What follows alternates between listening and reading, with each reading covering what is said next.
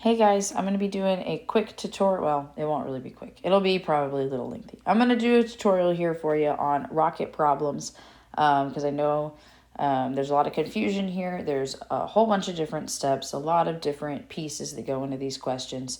So I'm going to do one here for you, kind of slow, talk through it at a little bit slower pace than I typically go. That way you can really soak it in and do great on your test for this. Okay, so this question says, a rocket launches straight upward with an acceleration of 20 meters per second squared through displacement of 10 meters. And it wants to know two different things, sorry. How high will the rocket reach at its highest point? And how long will it take to land back on the ground? And we're going to put our givens on the picture over here and then do all of our math over here in the chart. Okay, so those are placed for your convenience. It looks a little bit different than our typical given equation, substitution, solution, all that stuff. But that's just so we can dive into it a little bit deeper. And I think working with it on a picture instead is going to help you out a little bit. So the first thing that we always do with these questions is draw the givens or write the givens. I don't have a space for that here in your table. We're actually going to do that over here on the picture. So there's two parts to free fall. Two parts to rocket problems. And those two parts are launch and free fall. So launch is this first part where it's going up and it's got some acceleration given by its engine or its fuel or its jetpack or whatever it is. But it's launching upwards with some acceleration, and that acceleration is due to the engine on the actual thing. Okay, so that's the launch. After a certain point, that fuel or that source of acceleration is going to shut off. And after it shuts off, it's still got some momentum, so it keeps going up. But at that point, it is technically in free fall because the only thing acting on it is gravity. So you've got that little point where it's in free fall going up, and then it has to reach its highest point where it stops, because at the highest point of a free fall, the thing has to stop with a velocity of 0. And then it's going to fall back downwards, and that second half being free fall over there. I'm actually going to redo my line because that one ended up covering my green. There it is. So you've got a short section of launch or medium section of launch going up, then a short section of free fall going up, then a long section of free fall all the way back down. That's the path of our object. And there's givens for each of these sections. So you've got a set of givens that only apply to the launch, and then you've got a set of givens that only apply to the free fall. And then there's a couple of things that can apply different places in the free fall. So there's going to be some stuff that works at the highest point, and then there's going to be some stuff that works at the lowest point. And we'll talk about what those are when we get to them. But for right now, we're going to start with focusing on just the launch. Okay? So the question says a rocket launches straight upward with an acceleration of 20 meters per second squared through a displacement of 10 meters. So we can fill in those two things in our launch. So I'm going to go ahead and fill those in. Acceleration, we said, is 20, and that is meters per second squared. VI is 0 for launches. That's just kind of automatically a thing. Whenever it's on the ground, resting, it's at rest, it's 0. Then your VF, we don't know. That wasn't in the question. But we do know it goes through a displacement of 10 meters. So that's its height that it goes up, which is our delta Y. We're using delta Y instead of delta X because we're going vertically rather than horizontally. Now there are two things we don't know there. We don't know the final velocity and we don't know the change in time. So let's look at the question and see what it wants. The question wants to know how high will the rocket reach? Is launch going to tell us that? No, it's not. But the question also says, how long will it take before it lands back on the ground? So we do need to know the time, okay? So let's go ahead and calculate that time. It looks like a quadratic, but it's going to turn out to be okay. So we're going to go ahead and do it. So to find the time for launch, we have three givens. We've got acceleration, we've got VI, we've got delta Y. So you have to go look, and we're trying to find the time. So you got to go look at your equations, sorry, and find the one that's got a, vi, delta y, and delta t. Now it is the dreaded equation number 4, which is delta y equals 1/2 times a times delta t squared plus vi times delta t. Sorry, I know I'm writing really small. It might be hard for you guys to see. I got to fit everything on the screen though. So that's our equation number 4. And we're going to plug everything in. Delta y we know is 10. That equals 1/2 times a. We know a is 20. Times delta t squared. We don't know delta t, so we leave it there, squared. And then vi is 0. So you get plus 0 times delta t. But we know that 0 times anything is just 0. So that term can go away. And I'm actually going to erase it. So we end up with just this 10 equals 1/2 times 20 times delta t squared. So what we can do with that is say 10 equals 1/2 times 20, which is 10, times delta t squared. To solve for delta t here, divide by 10 on both sides. So you get 1 equals delta t squared. And to get delta t, you do a lovely square root. Now, conveniently, this problem, and I didn't even intend for it to work out this way. So nice that it did. You get a delta t equal to 1 because the square root of 1 is 1. And time is measured in seconds. So your time for just the launch is 1 second. Now our other question wanted to know how high will the rocket reach? And we also are going to have to find the time for the free fall. So now we're going to start looking over here at the free fall. So over here on free fall, there's a few things we already know. We always know in free fall, the acceleration is 9.8 meters per second squared. Now, I did a bad thing at the beginning of this problem for the launch. I did not choose a positive and negative direction. So I'm going to go ahead and do that. I like to be comfy and make up as positive and down as negative, which means my launch worked out. My acceleration was going up. It was positive. My delta y was going up. It was positive. So that was how I worked the problem. Now for this one, in our free fall, your acceleration is from gravity. Gravity always goes down, so that acceleration is negative. So I'm going to mark out this positive, negative. I can't erase it because it's in my background. But I make it negative because gravity is going down. So we've got negative 9.8 meters per second squared is the acceleration. Now, the VI here is really special. So when the free fall starts is right at this point, right where the launch ends. Free fall starts where the launch ends. So at that one little instant in time, the end of launch, the beginning of free fall, the velocities have to be the same because it's the same moment in time.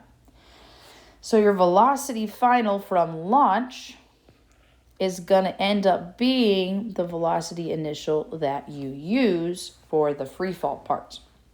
So in order to find that, we're going to need to go back to the launch and figure out VF. Now to figure out VF, we can use really any equation that we want because now we've got acceleration, we've got VI, we've got delta T, we've got delta Y. I'm going to work this problem as if we hadn't already done the delta T, because sometimes people do this one first. If we didn't already have the delta T, we had A, VI, and delta Y. The equation you would use is number 3, which says VF squared equals VI squared plus 2 times A times delta Y. And we'll plug in our numbers. VF is 0. Oh, sorry. I just lied. VF is not 0. VI is 0. VF, we don't know. That's VF squared equals VI squared. VI is 0. We're squaring it. 0 squared is 0, so it's not going to end up mattering. That's plus 2 times A. A is positive 20 times delta Y, which is 10. So all you need to do here is multiply these three numbers out, 2 times 20 times 10. So you get VF squared equals 400. Now to get your number for your VF, you have to take the square root. Square root of 400 is 20. But this begs a question. Well, it doesn't really beg the question. But anyway, when you take the square root of anything, there's two options for your answer. You can have positive the answer or negative the answer. If you take positive 20 and square it, you get 400. If you take negative 20 and you square it, you still get 400. So either answer here is valid, positive 20 or negative 20. But you have to decide which actually fits your problem. So looking at our launch, at the end of launch, we are going up.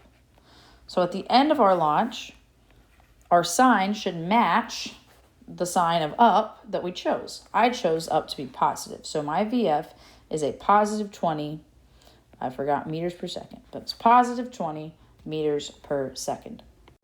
So that was our final velocity on the launch. And because it's the final velocity on the launch, and that's the end of the launch is where we start free fall, that becomes the VI for free fall. So now this is 20 meters per second. That is your new VI. Okay, so we know acceleration for free fall. We know VI for free fall. Now VF here is a little bit tricky because that depends on the point that you're looking at. And the same thing for delta Y. So for our first question that we want to know, it says, how high will the rocket reach?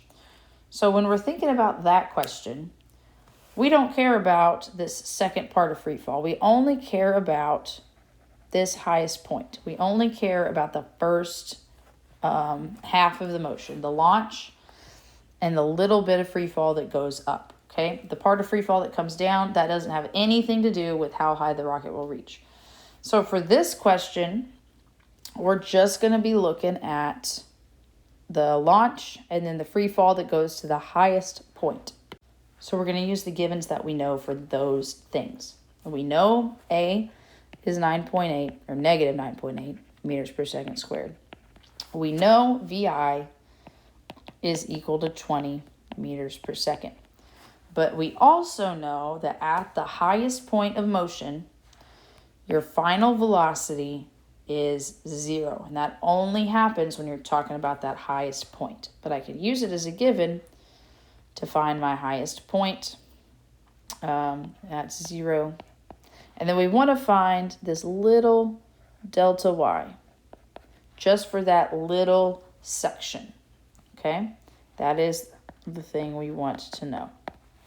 So for this box right here, we're going to use those three givens, that unknown, and we're going to find that distance. So the equation that has all of those things in it is equation number 3. VF squared equals VI squared plus 2 times A times delta Y. And we're going to plug everything in. VF is 0. Squared is 0, so I'm not going to write the squared. VI is 20. We're going to have to square that. And that's plus 2 times A. A is negative 9.8. And then delta Y is what we're looking for. So now we've got to solve that equation. I know there's not a whole lot of room here. In order to solve this equation, the best thing you can do is a little bit of simplification. But this is where a lot of people have gone wrong in algebra. So make sure you're paying attention. 0 is just 0. 20 squared is 400. And then that's plus 2 times negative 9.8. You can go ahead and do that. It is negative 19.6 times delta Y. Now what I've seen a lot of people do that's really bad is try to add 400 and negative 19.6 at this point. But you can't do that. And the reason you can't do it is because this 19.6 or negative 19.6 is multiplied by delta Y, and the 400 is not. So in algebraic terms, they are not like terms, okay? You can't add 400 to negative 19.6 because this is saying there's negative 19.6 y's. And this is saying there's 400 of just nothing, 400. It's just the number, okay? So you can't add these two things because this one's multiplied by the delta y. So in order to solve for delta y, you've got to get rid of this 400 first. To get rid of the 400, you have to subtract it from both sides. So you get negative 400 equals negative 19.6 times delta y. And then to solve from there, negative 19.6 is being multiplied by delta y. To undo multiplication, you have to divide negative 19.6 on both sides.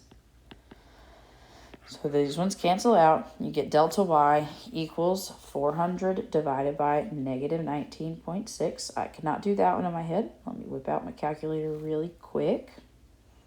And we get 20.41 meters is our our displacement for that section up there. That's actually a pretty good distance. Our picture isn't to scale because it goes up 20 meters, whereas on the launch it only went up 10. But for your total max height, you then have to take the height of the small section, or the free fall part that's going up, add it to the launch. So you do 10 plus 20.41 to get a total of 30.41. So that is one of our big answers, 30.41. Now we still have another question to answer. It says, how long will it take to land back on the ground? So at this point, you've got to shift your thinking a little bit. We had been using velocity final equals 0 because we were looking at the highest point. But now our question wants to know, how long will it take to land back on the ground? So we're no longer looking at the highest point, which means we can no longer use velocity final equals 0. That given is gone, okay? As a matter of fact, I'm just going to erase it out of here. Oh, it won't let me erase that. There we go. Okay. So that given is now gone because we are no longer looking at the highest point. Now we're looking at the ground. So in order to find how long, we're going to end up solving a quadratic. Quadratics are disgusting, okay? So instead of solving for time here and doing quadratic, we're first going to solve for final velocity. And the things we know are these two guys. We know acceleration and we know velocity initial. But as you should know by now, we always need 3 givens. So there's another given here that's kind of disgustingly hidden. All right. So we know at the launch, it's at a certain height. Okay. This launch made it up 10 meters. That was a given there. Okay. So right where it ends launch and starts free fall, we're at 10 meters. That means free fall starts at 10. And if free fall comes all the way back down to the bottom, it ends at 0. So if you think back to our notes long time ago, don't remember how long, but long time ago, we had these notes where I said, if you went forward 9 and then you went backwards 3, how far did you really go? And we said the answer was 6 because we only care about where we start and where we end. All this stuff that happens in between, that's irrelevant. We only care about the start and the end. So if you look at the free fall section, the free fall section starts at 10 meters and the free fall section ends at 0 meters. So your delta y for free fall goes from 10 to 0. That's a difference or a distance of 10. So for free fall, the whole section altogether, our delta y equals 10 meters. But you got to check the sign on that. So our 10 meters is not going up, it's going down for the free fall. We ended up going from 10 to 0, that's moving down. So for free fall, our delta y is negative 10.